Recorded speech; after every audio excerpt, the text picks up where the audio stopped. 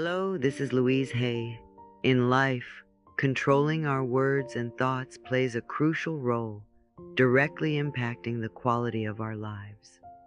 Letting go of the habit of complaining, developing self-confidence, and self-love not only makes us happier, but also improves our relationships with those around us.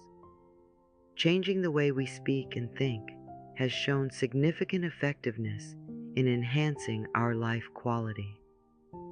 Taking responsibility for our lives instead of blaming others and using positive language are the first steps to creating a better life. This article will emphasize the importance of recognizing the power of words and changing our thoughts to build a meaningful life filled with positive energy. The power of our spoken word. What does that mean? What does that mean? Are you aware of how very important your words are? How important your thoughts are and how important your words are? Very important. Now, words, we use them all the time, and we babble away, seldom thinking of anything, and we don't even know what we're saying half the time, or how we're saying things, and we pay little attention to the selection of our words. As children, we were taught grammar. We were to select words according to the rules of grammar. However, I always found the rules of grammar continuously changed, and what was improper at one time is proper at another time, or vice versa. And sometimes what is slang of one kind becomes common usage later on. But what grammar does not take into consideration is the meaning of the word and how it affects our lives. How do the words affect our lives? See, I was never taught at school that my choice of words would have anything to do with what I would experience in life. See, nobody taught me that my thoughts were creative, that my thoughts could literally shape my life. Nobody taught me that what I gave out would return to me. Whatever I was giving to other people, see, the golden rule, remember, was never meant to cause guilt.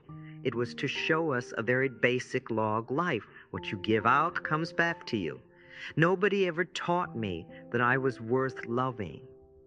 Nobody ever taught me that I deserved good. And nobody taught me that life was here to support me.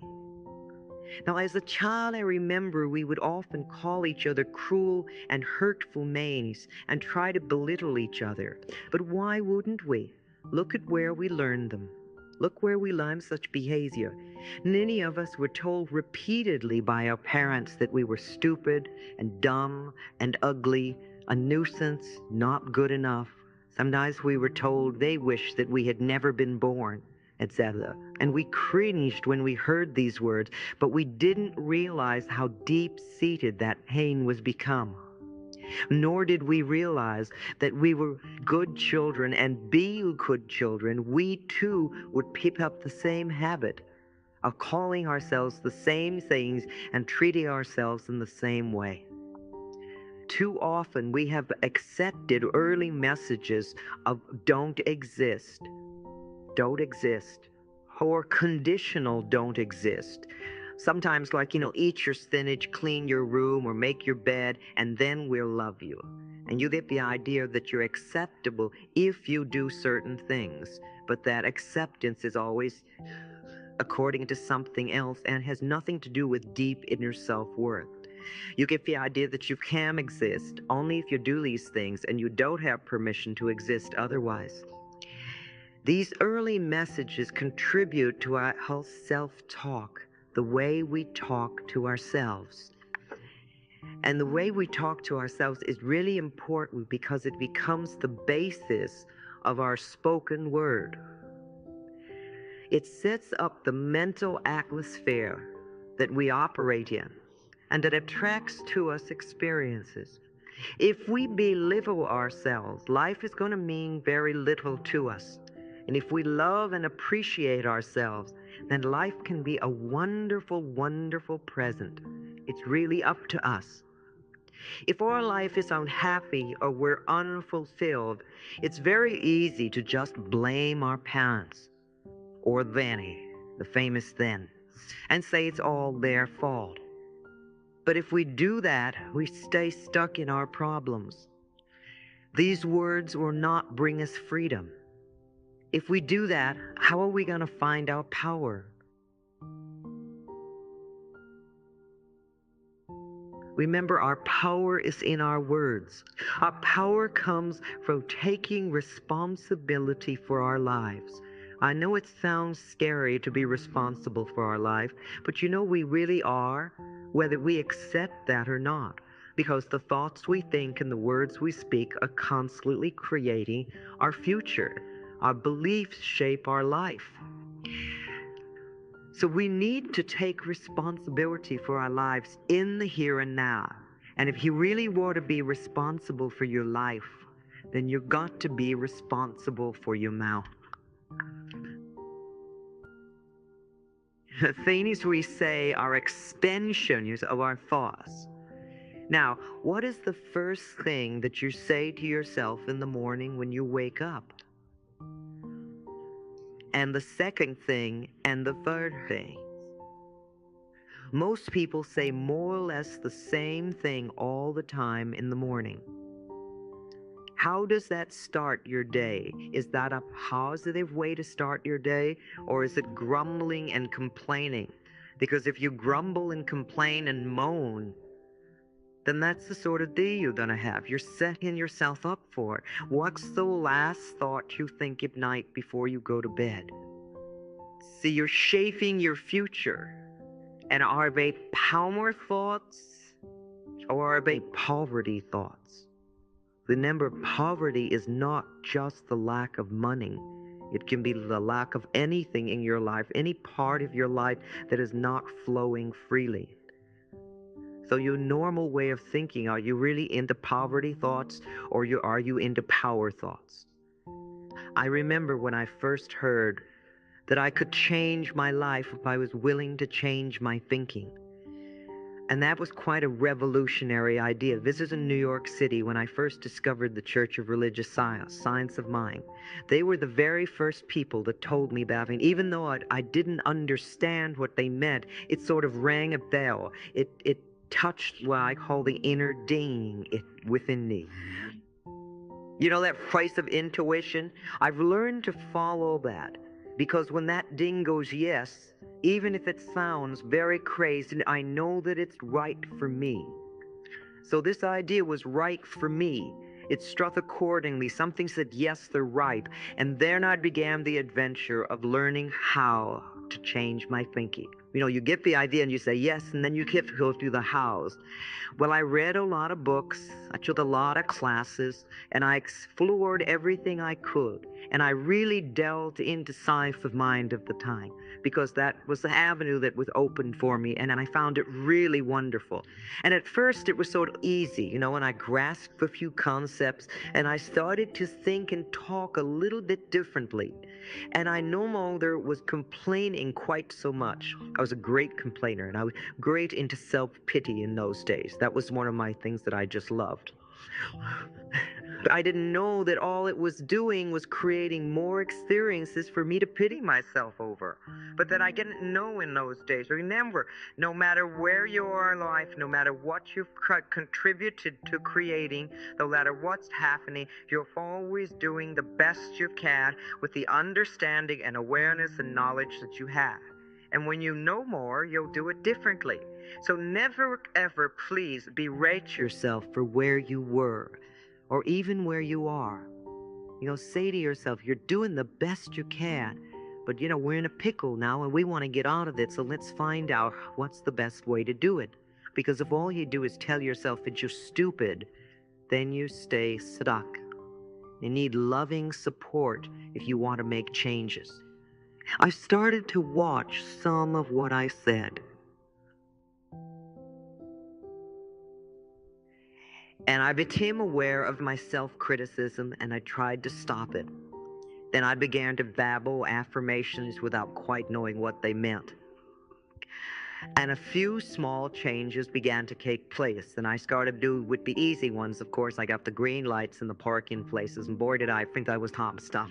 Oh,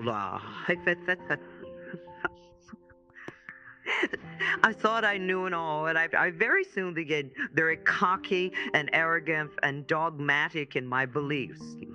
And silly, I knew all the answers, but it was my way of feeling safe in this new area that I was moving through. Because, when you start to move away from some of your rigid old beliefs, especially if you've been into control forever, in order to feel safe, it's very scary to move out and start trusting an affirmation. I mean, this is, a thought that's going through your mind and you're trusting it to change your life. That's a very scary thing to do. So I was grasping onto things. And yet it was a beginning. It was a beginning for me, and I still had a long way to go. And like most of us, I didn't find the pathway always easy and smooth because just babbling affirmations didn't always work. And I couldn't understand why. What was I doing wrong? Immediately, right, you go for yourself, what am I doing wrong? Was this one more example of me not being good enough? My favorite old one. I remember my teacher at the time used to mention to me resentment. I didn't have the faintest idea of what he was talking about. Me, surely I didn't have any resentments. I mean, after all, I was on the pathway. I was spiritually perfect.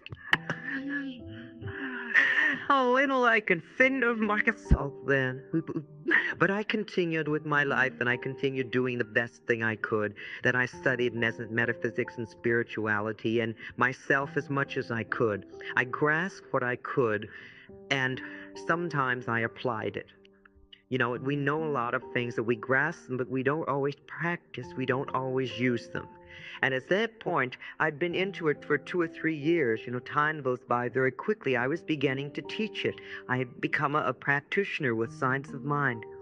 And I wondered now and then why most students seem to be so stuck. Why were they so stuck in their problem? I gave them so much good advice.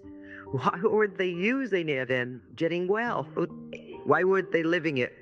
It never dawned on me that I was talking the truth more than I was living it. She was sort of like being a parent that tells you what to do and then does exactly the opposite or doesn't practice what they're talking about. And then one day, seemingly out of the blue, I was diagnosed, a very scary word we hear so much of these days. I was diagnosed with cancer. And I knew too much by then to hide from myself any longer. I knew that cancer was a disease of resentment that literally is held for a very long time till it eats away at the body. You see, when we stuff things down inside of us, if it has to go somewhere, and if we spend a lifetime of stuffing things down, it's going to manifest at some point somewhere. And of course, I became very aware then what the resentment within me could be about. I have been a very badly physically and sexually abused child. Then, of course, I'd have resentment. Of course, I would be bitter and unforgiving. Why wouldn't I? I'd never, ever done any work to change it, or to release it, or to let it go. When I left home, it was all I could do to just no longer think of that stuff and try to put it behind me. And when I found my spiritual pathway, I covered my feelings up, or whatever was down there. I covered with a nice layer of spirituality. And I put such a wall around myself that I literally was totally out of touch with my own feelings. I didn't know who I was or where I was. But after my diagnosis, my inner work of beginning to get to know myself really began at that point. Thank God I have tools to work with, because I know what the panic is when you're first diagnosed and you don't know what to do. But I had guidance and I had tools to work with, and I knew that I needed to go within me if I was going to make any permanent changes. Yes, the doctor could give me an operation and perhaps take care of that for the moment. But if I didn't change what was going on inside of me, if I didn't change the way I was using my thoughts and my word, I'd probably recreate it again. So no longer was I content to get green lights in the park and places. I knew that I had to go much, much deeper And I realized that I was not really progressing in my life the way I wanted to because I hadn't really cleared out this old garbage from childhood. And I wasn't living with what I was teaching. My inner child really needed help because my inner child was in great pain, and I needed to recognize that and work quicker. The thank God I had these tools to work with and I knew what to do.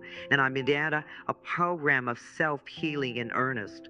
And one of the first things I remember I did was to began studying and reading everything I could about alternative ways to heal cancer because I truly believed it could be done. And yes, I did a nutritional cleansing program, which was very good for my body. I did affirmations, I did treatments, I did visualizations. I worked in every way that I could. And I also went to a good therapist who were skilled in helping people express and release their angers. And I spent a whole period of beating pillows and kicking and screaming, and it was wonderful. It felt so good because I'd never, ever, ever had permission to do that in my life. And we also worked on understanding and on forgiveness. You know, no matter what avenue of spirituality you follow, you will find always that forgiveness is an enormous issue at any time, but most particularly when there's an illness. Even the Course in Miracles says that all dis-ease comes from a state of non-forgiveness. And when we are ill, we need to look around and see who it is we hate to forget. It's usually that very person that we think we will never forget. But of course, not forgiving someone else doesn't harm Ren in the slightest, but it plays havoc with us. It plays havoc with us because the issues aren't theirs, the issues are ours. So one of the things I did was I explored my parents' childhood as much as I could. And I began to understand where they were coming from. And I realized that where they were coming from and how they've been brought up, they couldn't really have done anything differently than what they did. They were brought up in abuse, and they continued to abuse. And nobody taught them another way to go. It was their way of life. But my growing understanding enabled me to start the forgiveness process.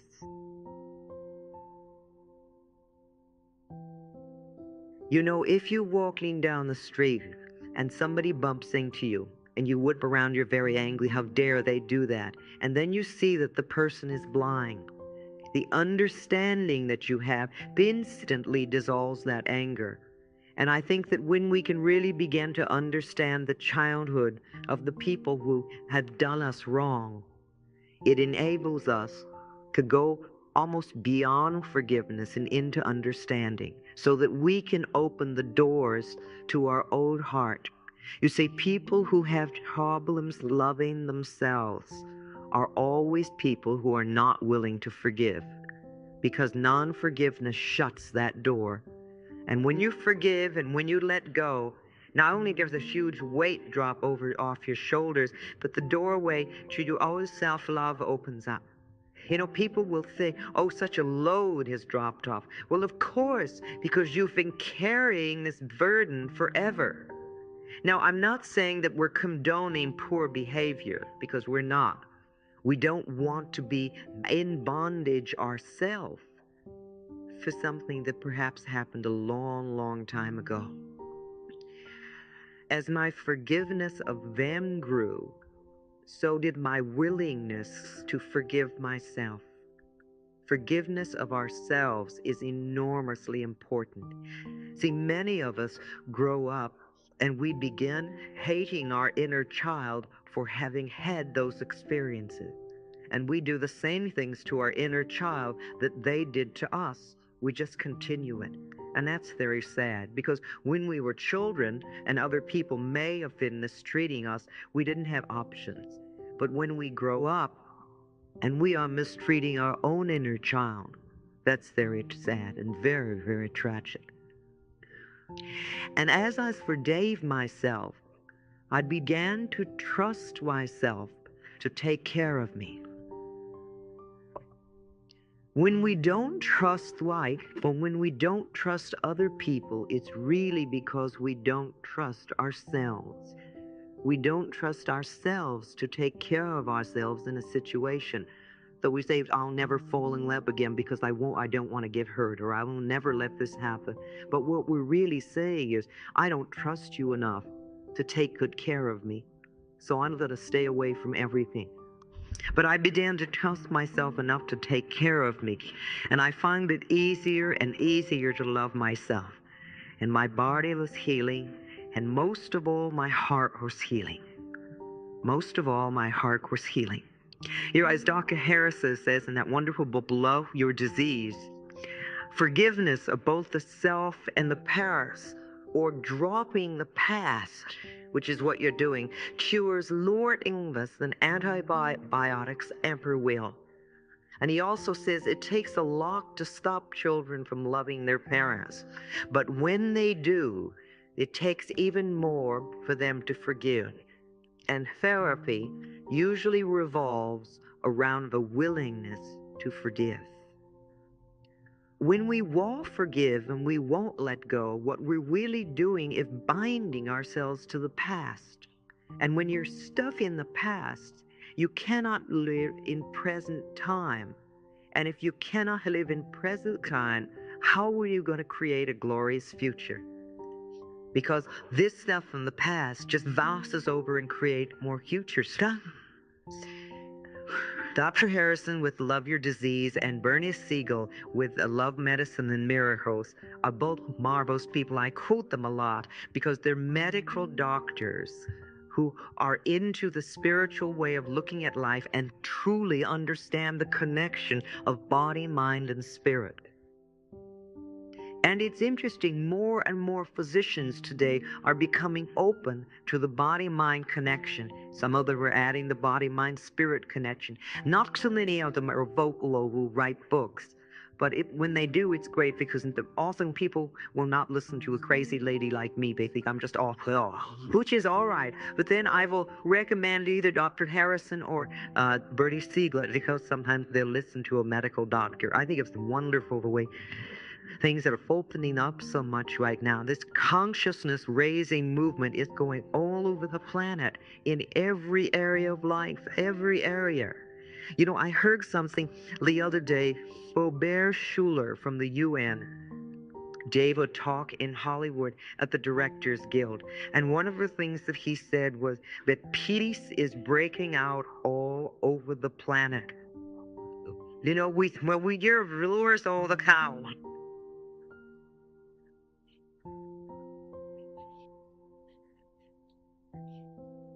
He said peace is breaking out all over the planet. There are pockets of peace, and we are seeing more signs of peace all over than they ever have before. This is the head of the UN. And he also said that the human species needs to believe that peace is possible so that we can have it.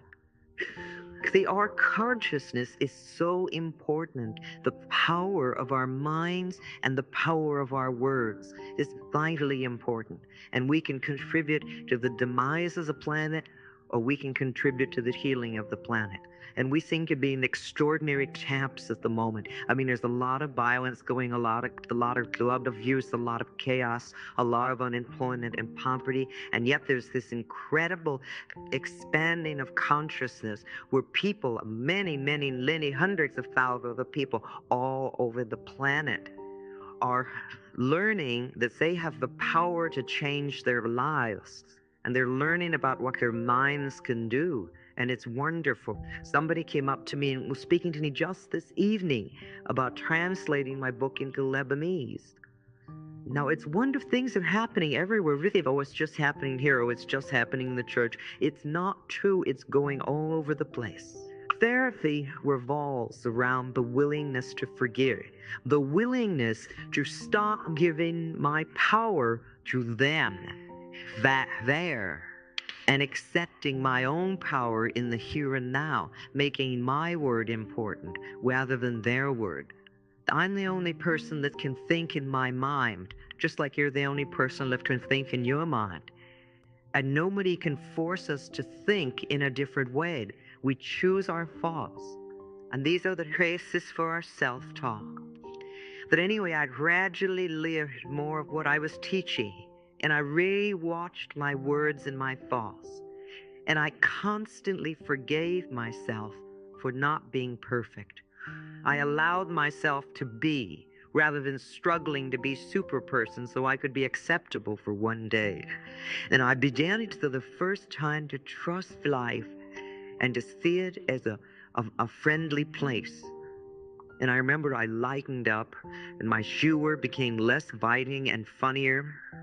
And I worked on releasing criticism and judgment of myself and of other people.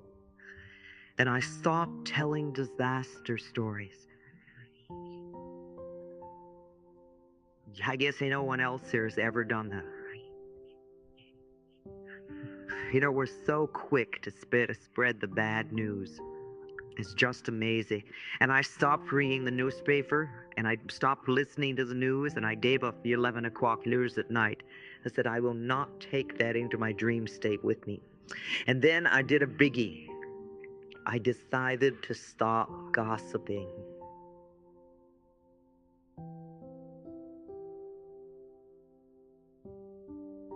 And I found I had nothing to say to anyone for 3 weeks.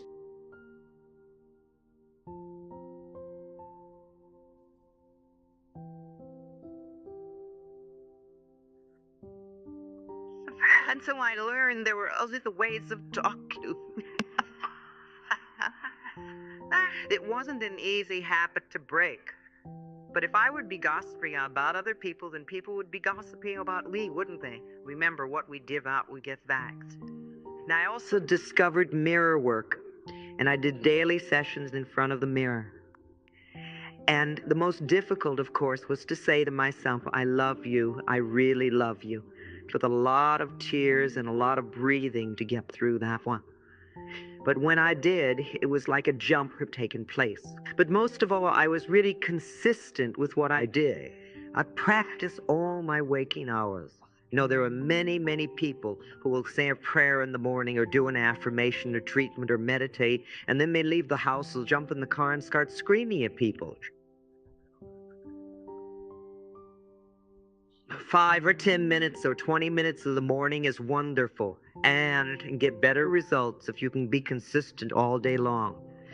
I thanked myself before I went to sleep. I thanked myself for what I had done during the day and knowing that I had done the best I could. And I affirmed that the healing process was taking place in my body while I slept, and that I'd awaken in the morning bright and refreshed and feeling good. And in the morning, I'd awaken and I'd thank everything I could think of, including myself and my body. And I'd know and affirm that this day would be a joy and a delight, and that I was willing to learn and to grow and to change. And I learned also that I could make changes without seeing myself as a bad person.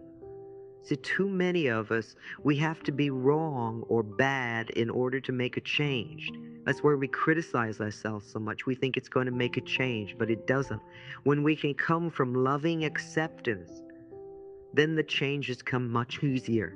And we make a change because we want to improve the quality of our life, not because we're a bad person who has to be better. And it's a different way of looking at it. And when the doctor said I no longer had cancer in my body, I knew I'd made deep internal changes. Now, I did not have an operation, I did not have chemo, and I did not have radiation. I don't tell other people to do that because I know very well that God works through the medical profession also. And sometimes an operation is a necessary thing to have while we change our consciousness. But I decided to use the tools that I knew and to really go for it. And I was pleased with the remission, but I wasn't surprised. As Dr. Bernie Siegel says in Love, Medicine, and Miracles, when people change, the new personality often does not need the old disease. The new personality does not need the old disease. And a bonus that I hadn't expected was that I got to look younger. And I thought, oh, dizzy fat fuck. And the clients I now attracted were almost all people who were willing to work on themselves. They made enormous progress, and without me really saying anything, they could sense and feel that I was living what I was teaching. So it was easier for them to accept the ideas I was teaching and work with them. And of course, they got positive results. You can't do inner work on yourself without improving the quality of our life. And that's what it's all about, really. We improve the quality of our life. We make peace with ourselves on an inner level. And we learn to love and accept who we are. And then life seems to flow much, much nicer. So what did this experience teach me personally? That I really had the power to change my life. I was willing to change my thinking. And as I worked with people, I really began to listen to what they said. I really began to hear the words, not just get the general drift. And after 10 minutes with a new client, I could tell exactly why they had a problem. Because I could hear the words, they were sticky, I could see how they were talking. And I knew that was contributing to the problem. And if they were talking and thinking that way, what was their self-talk like? It must be more and more of the same negative programming. Poverty thinking, as I call it. And I really understood the saying that the subconscious mind has no sense of humor. This is important for us to know because you cannot make a joke about yourself and just think, oh, well, it doesn't mean anything. If it's a put-down joke, your subconscious mind accepts it as true. The subconscious mind or the universe, however you want to call it, accepts everything you say as truth for you. And it creates according to your beliefs. It's like God always says yes. We had been given this infinite power of choice, and the universe backs up everything. And if you want to believe that you are a failure and nobody loves you and that you'll never amount to anything and life is difficult and you'll never have what you want, the universe loves you enough to give you what you declare. You have unlimited choice. If you choose these poverty concepts and beliefs, then it's assumed that that's what you want and that's what you'll get. And you'll continue to get until you're willing to change your thoughts and make other choices. We never stop because we can always think another thought. Billions and billions of thoughts to choose from. I remember when I used to work with clients privately, I would hear them arguing so much for their limitations. They would always want me to know that they were stuck because of this or this or this or whatever. But you know, if we believe that we're stuck, if we accept that we're stuck, then we are stuck. We get to be stuck because our belief is being fulfilled. You could notice with other people what they say and how they say it, and see if you can begin to connect what they say with what they're experiencing in their life. You know, many people live their lives in shoulds. Should is a word that my ear is very attuned to. It bounces, it's almost like a bell goes off every time I hear it.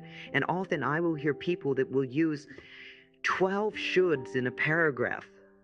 And then they wonder why their life is so rigid, why they can't move, why they don't live in a life of freedom, but they're in a lot of control, and they're either making themselves one or someone else. And you know, the way we say things and how we say them can be as simple as getting up in the morning and looking outside and seeing the rain and say, it's a lousy day or it's a wet day. It's a totally different approach, and yet the rain is still there. The rain isn't going to make it any different. It's how you approach it. So notice how happy, joyous people usually have very nice lives. And notice how lonely, unhappy, poor, ill people also talk. How do they have the tendency to talk? What words do they use? And what have they accepted as the truth for themselves? How do they describe themselves? How do they describe their work, their lives, their relationships? What do they look forward to? What have they accepted as truth within? And please don't run around telling perfect strangers that they're ruining their lives. I don't do it with your friends or family either, because it's not going to be appreciated. Use this information to begin to make connections that you can apply to yourself, because it's your life you want to change. Are you willing to change your life by changing your thinking? Because even on the smallest level, if you change your thinking and the way you talk, your experiences are going to change. Are you willing to change your self-talk with positive affirmations?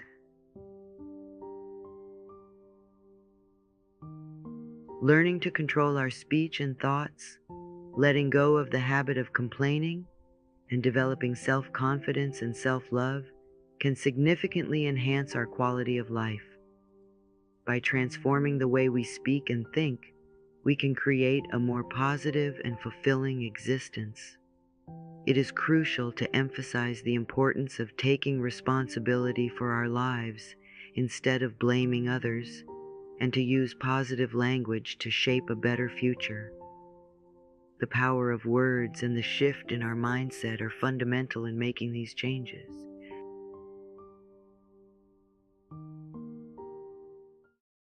Hello, I'm Louise Hay. Welcome to my Personal Power Through Imagery series of visualization. The Forgiveness Inner Child Meditation come from one of my workshops. To use the same meditation 2 or 3 times in a row is very helpful. And now, let's go within and prepare to meet your beautiful inner child.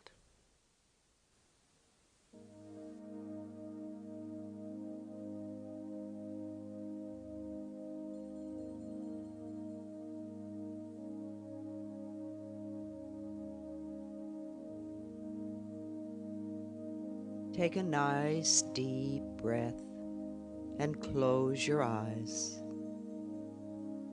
Take another deep breath and allow your body to completely relax.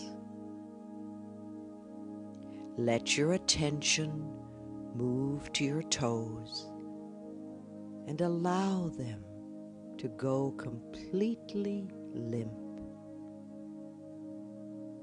Now relax your instep, your heels, and your ankles. Just let the whole foot become heavy. Allow this relaxation to move up your calves and into your knees. Continue to move this warmth and relaxation into your thighs, feeling them become heavier. Now, let your hips and your buttocks melt. Your waistline releases, and you can feel the peacefulness move up into your chest, expanding through your collarbone and into the shoulders. Now allow your upper arms to let go. Your elbows relax. Your lower arms, wrists, and hands. And the last of the tension moves out through your fingertips. Let your neck relax, your jaw, your cheeks, all the muscles around your eyes. your forehead, and your scalp. Let go. Let go. Let go. Relax.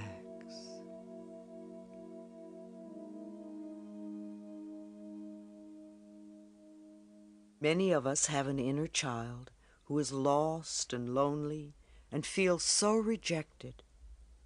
Perhaps the only contact we have had with our inner child for a long time is to scold it and criticize it. Then we wonder why we are unhappy. Let us do some work to connect with those neglected inner parts of ourselves.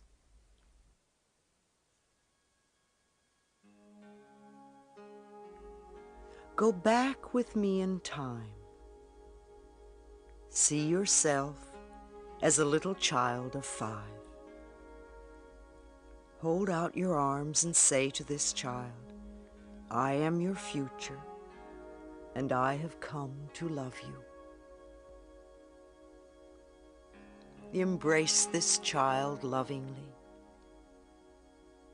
and then bring this child with you to present time.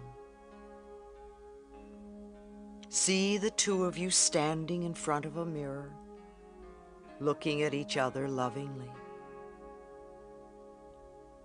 And as you stand there, you become aware that there are so many parts of you that are missing.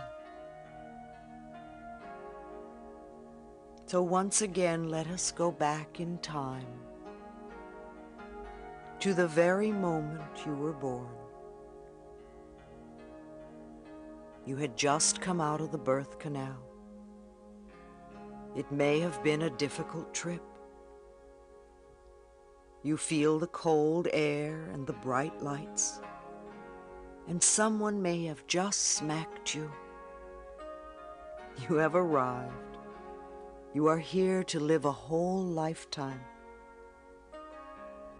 Love that little tiny baby. Love that baby. Now move forward in time to the moment when you began to walk. You would stand up and fall down, and stand up and fall down, and stand up and fall down, and then suddenly you were standing, and you took a step and another step, and you were walking, and you were so proud of yourself.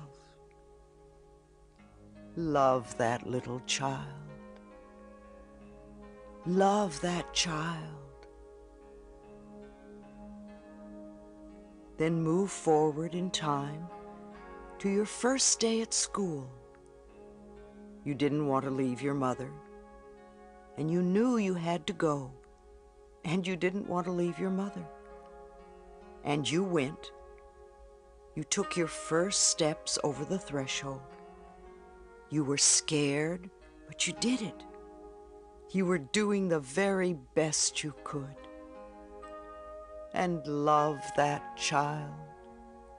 Love that child. Then remember your life around the age of 10 and all the stuff that was going on then.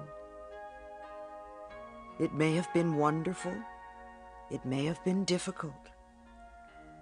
And you were doing the very best you could to survive. And you made it. So love that child. Just love that child.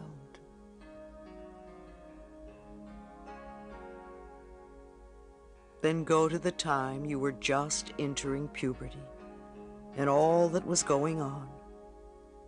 It was exciting and scary, and maybe more than you could handle.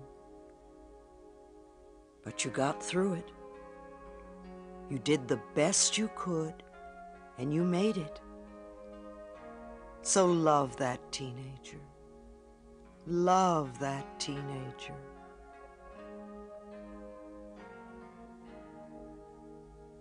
go to the time of your first job and how exciting it was to earn money. You wanted so badly to make a good impression, and there was so much to learn.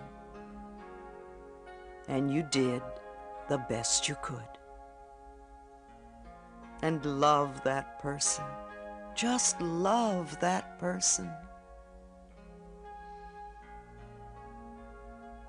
Remember the time you were first rejected in love, and how much your heart hurt, and you wanted to die, and then you were afraid you wouldn't, and you knew that no one would ever love you again.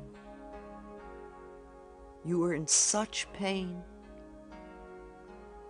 and you did the best you could, and you made it. Love that person. Love that person.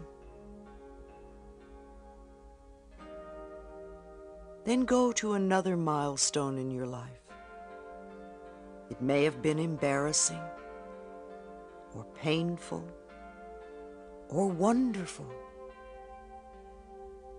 Whatever it was, you were doing the best you could at that time with the understanding, knowledge, and awareness that you had then. So love that person. Love that person.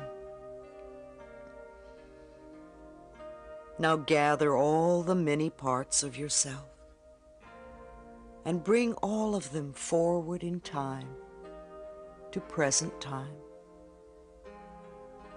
See yourself standing in front of the mirror with all of yourselves, and realize that you are looking at the richness and fullness of your life.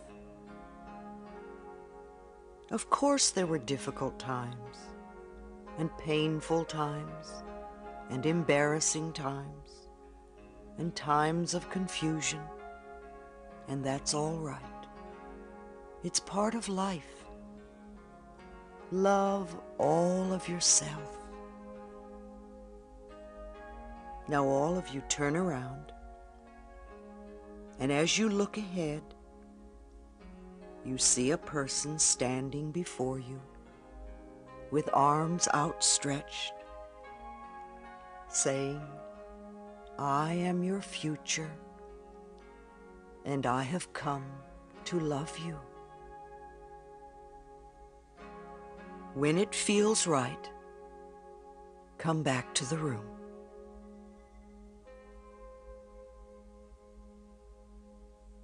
Life is an endless opportunity to love ourselves, past, present, and in the future.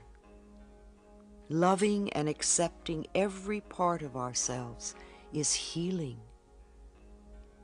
How can we possibly be whole or healed if we are rejecting any parts of ourselves? Healing is to make ourselves whole again. Love yourself, every part of yourself, and be whole. All is well. And so it is.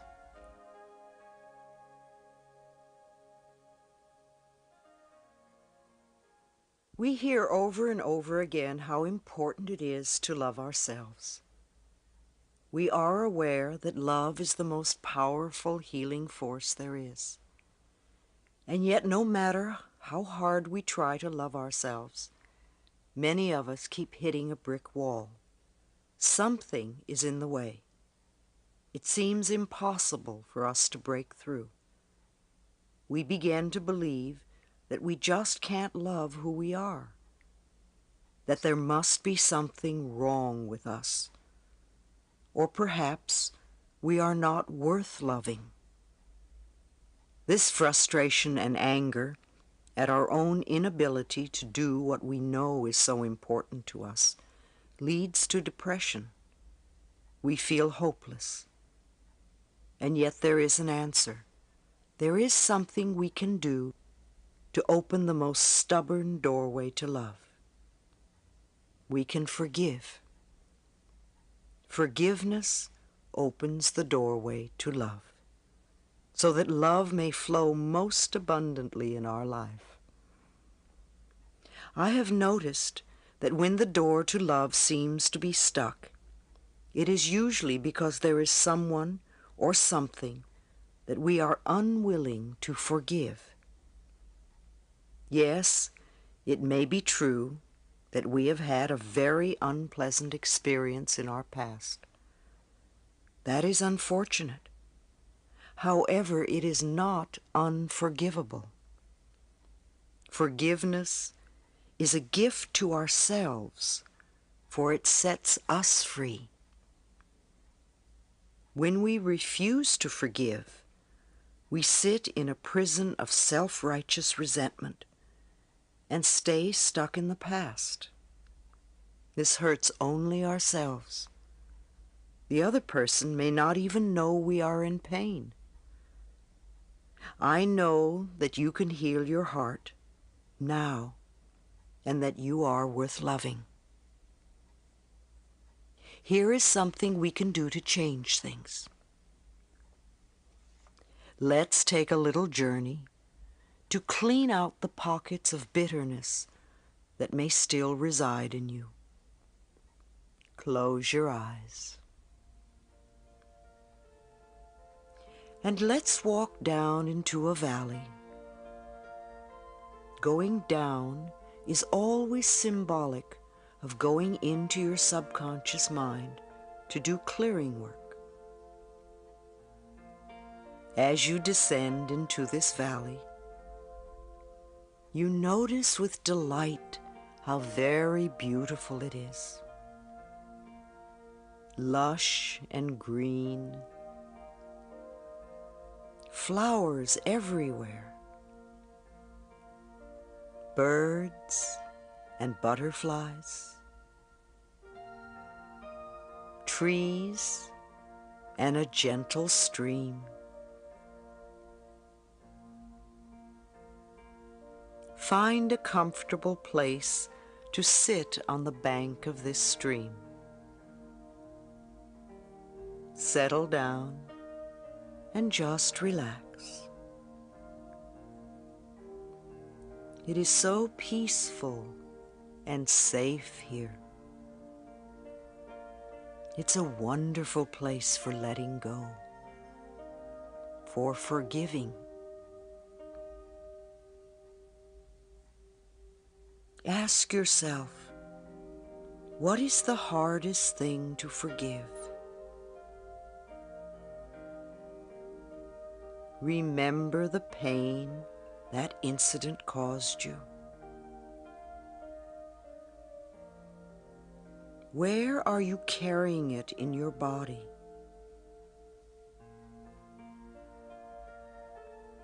How long have you been carrying that pain?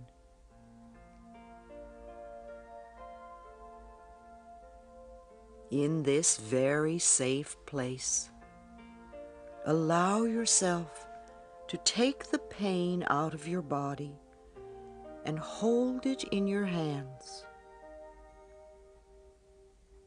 Look at it from every angle. How big is it? What color is it? Does it have a sound? A smell? A taste? Do you really want to keep it any longer? Are you willing to let it go now? Gently place it in the stream. Watch the current dissolve it and take it away. All that hurt and suffering is being dispersed, made harmless as it drifts away. Feel the water flowing against your hand, washing it clean. Notice how glad you are to have released that old junk.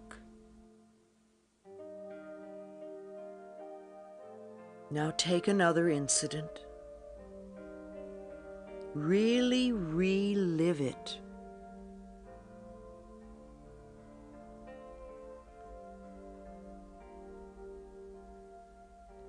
Feel the pain and hurt.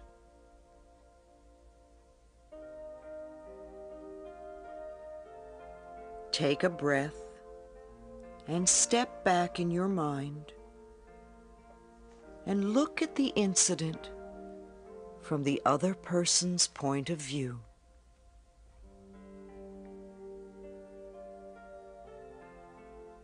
Does it look the same from that angle?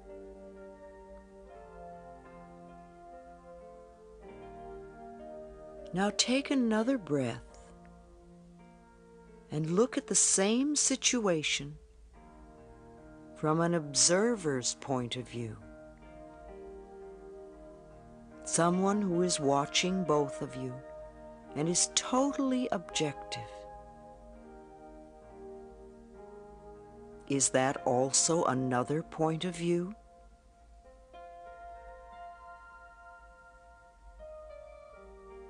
Every time you look at the experience from a different angle, you get a different reaction.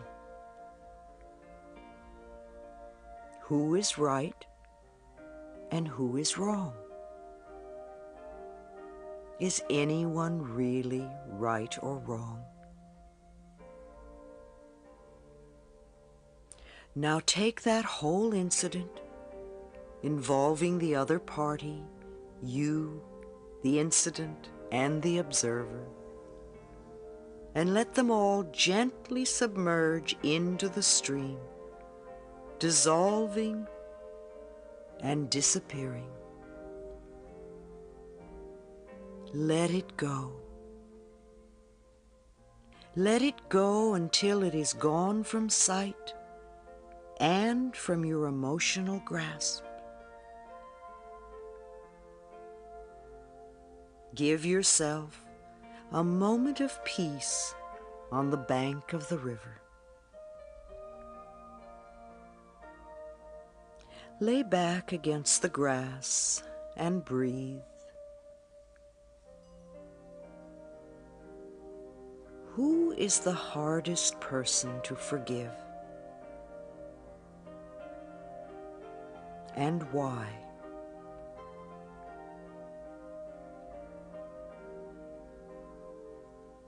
If you really wanted to forgive this person, you know you could. What is it you want to hold on to? Would you rather be right, or would you rather be happy? Perhaps you have held this pain long enough, and now it is safe enough for you to let it go. What would you be willing to give in return for releasing this negativity? Could you give understanding for abandonment? Could you now give compassion for the old abuse and betrayal? Could you give acceptance for rejection? Could you just forgive and let go?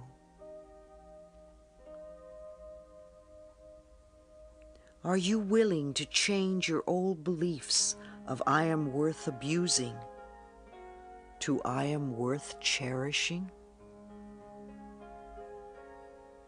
How willing are you to give up these old ideas for a new freedom that forgiveness can bring you? Once again, just release all of this pain. Drop all of this bitterness into the river. Let the person go. Release them. Set them free. Say to them, I forgive you. I forgive you for not being the way I wanted you to be.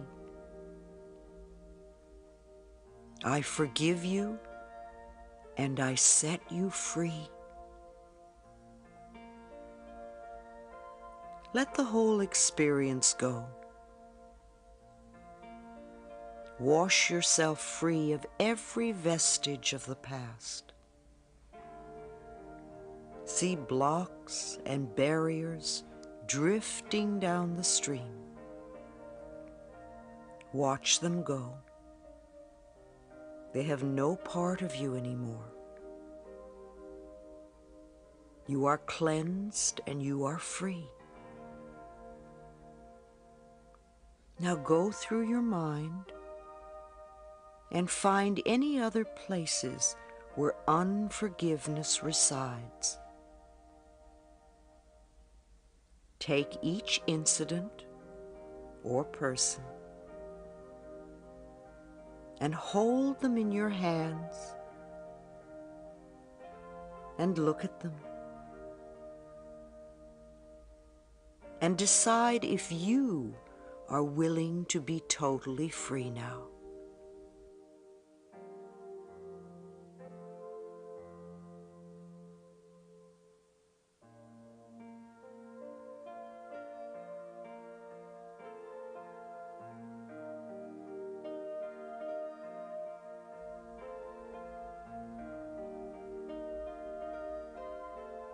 I forgive you and I set you free. I forgive you and I set myself free. Now place each one in the river and see them dissolve as they drift downstream. Let them go. Let it all go. Forgive and release the whole world.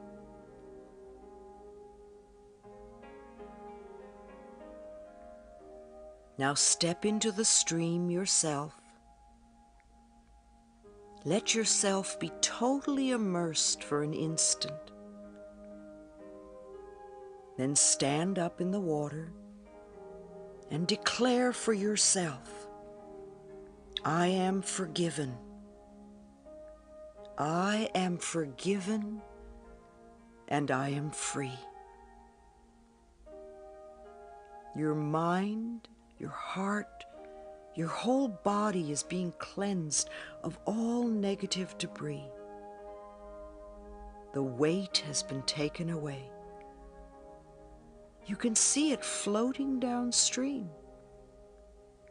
never to return. What a relief. What a joy. As you come back up the bank, notice how light and free you feel.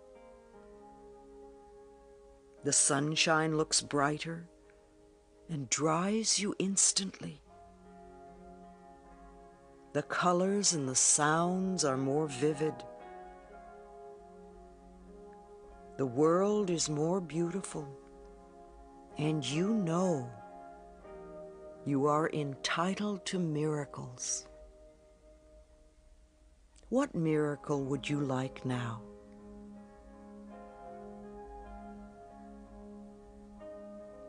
See it clearly in your mind. Something wonderful you would like to have happen in your life. Know that it is possible. As you walk up out of the valley, having left the old patterns behind. Feel the space opening in your heart. Feel the love beginning to flow. There is nothing to stop it now.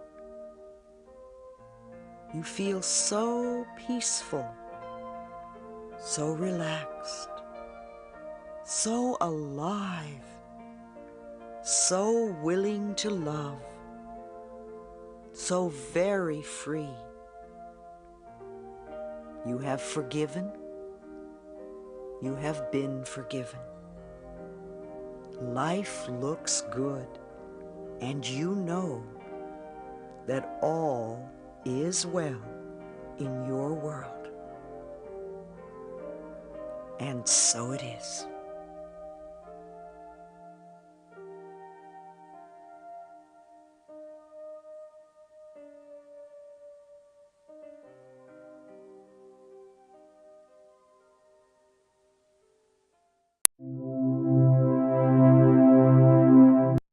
We can refuse to think certain thoughts.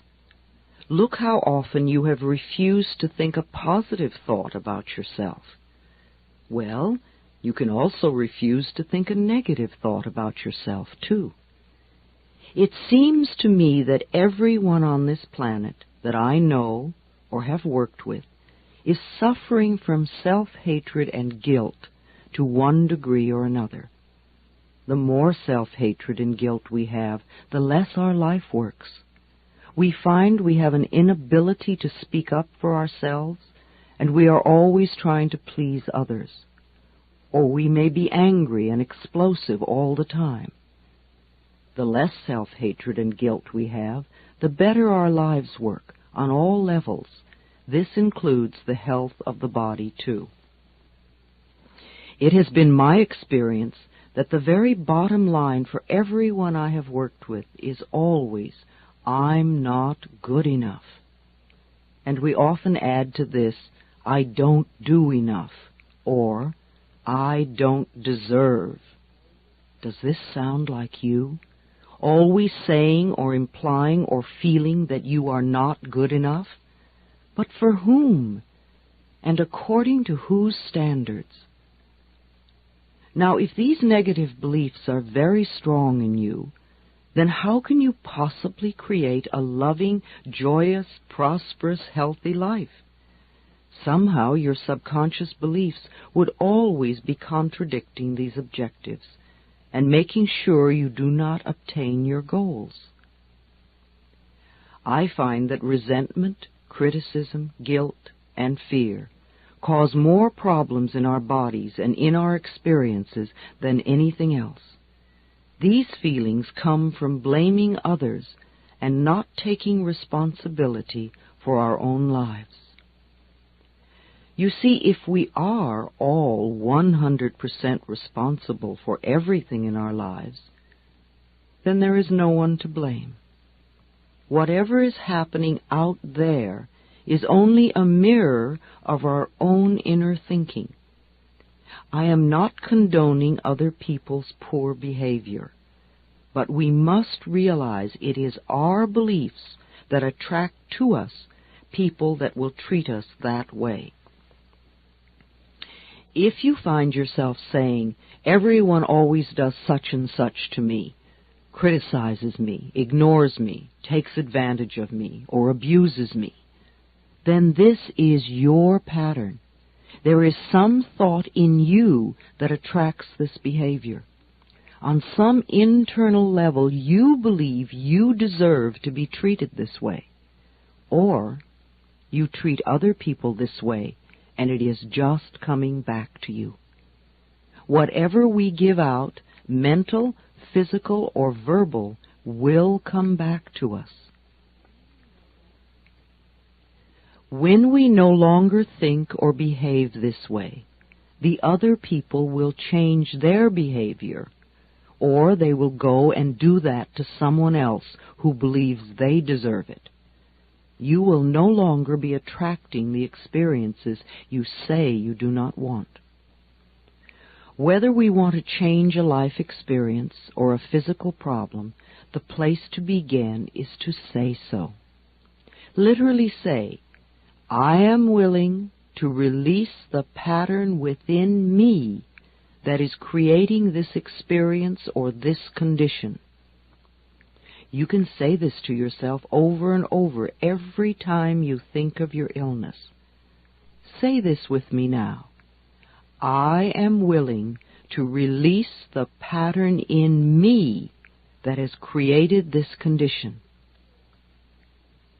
The minute you say this affirmation, you are stepping out of the victim role. You are no longer helpless. You are acknowledging your own power. You are saying, I may not understand it, but somehow I am beginning to understand that I contributed to creating this problem, and now I take my own power back, and I am releasing it and letting it go. What a powerful statement to have your subconscious mind supporting. As I said, resentment of others, criticism of ourselves, guilt over the past, and fear of the future are the most damaging mental thought patterns we can have. This kind of internal dialogue creates and maintains dis-ease in the body. These thoughts can destroy the body. Fear can contribute to baldness, ulcers, colon problems, and even painful feet, among other things. Criticism, as a permanent habit, can often lead to arthritis in the body. Resentment, long held, eats away at the body and becomes the dis-ease we call cancer. Guilt always looks for punishment and creates pain. Fear comes from not trusting the process of life to be there for us. You know, the most precious thing in our life is our breath. If you did not take another breath, you would not last 3 minutes. Yet you have such faith that your next breath will be there, that you don't even think about it when you exhale. Now, if the power that created us has given us enough breath to last for as long as we shall live, can we not begin to trust that the rest will also be provided for us? The next time you are frightened, think about the abundance of air and say, I trust the process of life to take care of me. Whenever someone is in pain, I know they have created a lot of guilt for themselves. Chronic pain comes from unrelenting guilt, often so buried that we are not even aware of it anymore. This guilt must be dissolved before the pain can be eliminated. Guilt is a totally useless emotion. It never makes anyone feel better, nor does it change a situation. Your sentence is now over. Let yourself out of prison. Anger combined with guilt often contributes to accidents. The degree of physical damage lets us know how severely we felt we needed to be punished and how long the sentence. Where this pain occurs in the body gives us a clue to which area of life we feel guilty about. Critical people often attract a lot of criticism because it is their pattern to criticize. They are often cursed with perfectionism, the need to be perfect at all times in every situation. Do you know of anyone on this planet who is perfect? I do not. Why do we set up standards that say that we have to be superperson in order to be barely acceptable? That is such a heavy burden to carry. When I was a little girl, I had a very difficult childhood. My parents divorced when I was 18 months. I was raped when I was 5. I became a battered child and grew up in the Depression. My mother was very much a victim, and my stepfather constantly expressed his own brutalized childhood. I grew up having a lot of resentment. I had to create cancer in my own body before I was willing to begin to release that resentment. I am certainly not condoning the behavior of any of the people who mistreated me. However, for me to spend a lifetime just running the old movie, feeling blame and anger and resentment, is not doing me any good in the present moment. I learned that resentment only eats away at me, and it did. In my case, holding on to old blame and feeling resentful for all that they did to me helped to create my disease. Releasing and letting go helped me to heal myself. The past is over and done. We cannot change that now. We can change our attitude toward the past and our thoughts toward the past. How foolish for us to punish ourselves in the present moment because someone else hurt us in the long ago past. It's not worth it. I often say to people who have deep resentment patterns, please begin to dissolve the resentment now when it is relatively easy. Don't wait until you're under the threat of a surgeon's knife and you have to cope with panic too. It is vital that we release foolish, outmoded, or negative ideas and beliefs that do not support us and nourish us. Our concepts of ourselves and of life and of God must support us, not negate us. No matter what our disease, if we choose to believe that we are helpless victims and that it is all hopeless, then the universe will support us in that belief and we will just go down the drain. When people come to me with a problem, I don't care what it is, poor health, lack of money, unfulfilling relationships, or stifled creativity. There is only one thing I ever work on, and that is loving the self.